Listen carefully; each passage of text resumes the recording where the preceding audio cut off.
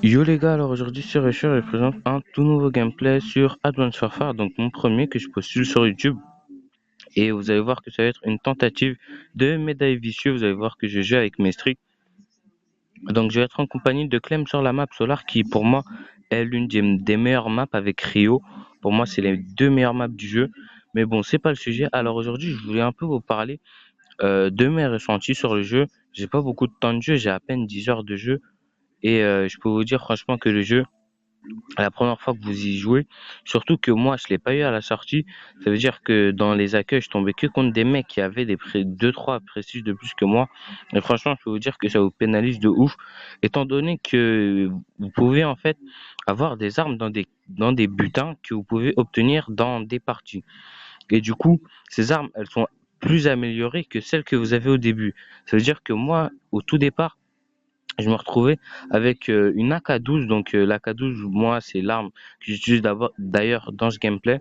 Une AK-12 avec rien du tout, sans crosse, poignée ergo, contre des balles 27, qui est déjà une arme cheatée, mais avec de ça, avec plus de cadence et plus de dégâts.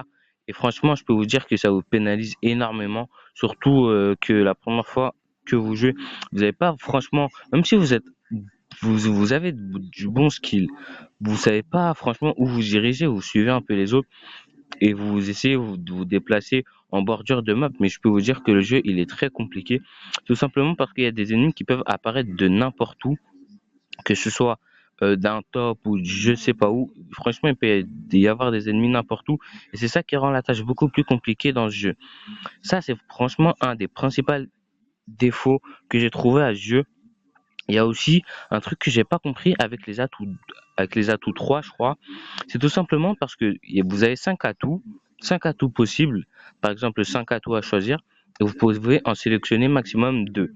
Dans ces atouts, vous avez le choix entre robustesse, pillard pour faire des séries, impulsion furtif pour pas vous faire repérer dans la map. En gros, c'est comme franchement c'est comme silence de mort, mais c'est beaucoup plus important.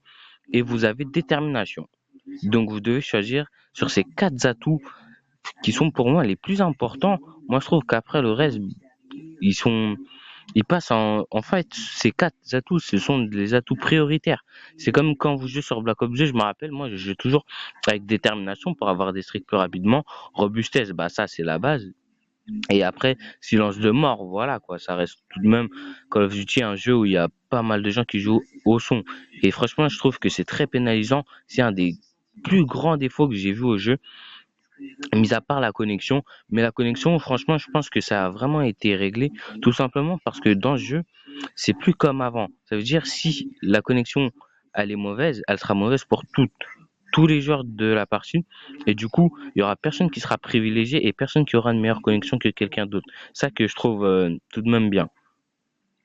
Après, je trouve franchement que les développeurs, ils ont vraiment pensé à tout ce qu'on leur a dit. Et ça, c'est franchement quelque chose qu'on peut voir, franchement, mais vraiment en grande quantité sur le jeu. Moi, déjà, j'ai vu, il y avait le système de ligue. Bon, moi, je suis pas parti parce que on m'a prêté le jeu à peine 2 jours ou 3. Du coup, j'avais pas le temps d'y aller. Je préférais tenter des petites séries. Et franchement, ils nous ont écoutés. On a vraiment beaucoup réclamé la ligue avec les grades, etc.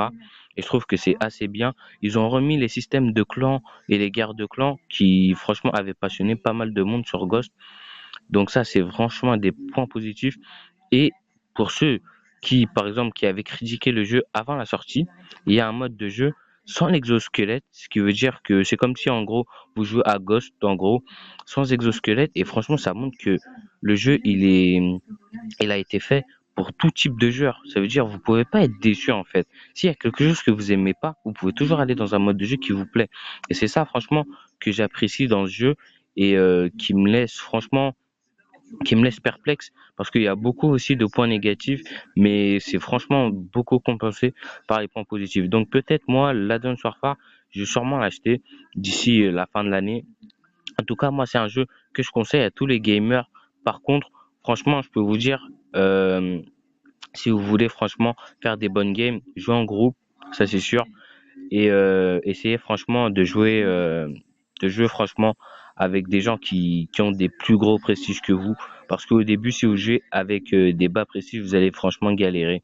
Et d'ailleurs, je tiens à préciser aussi une toute dernière chose, on voit pas le ratio, donc pour tous ceux qui voudraient camper, avoir un ratio de 4, etc., on ne voit pas.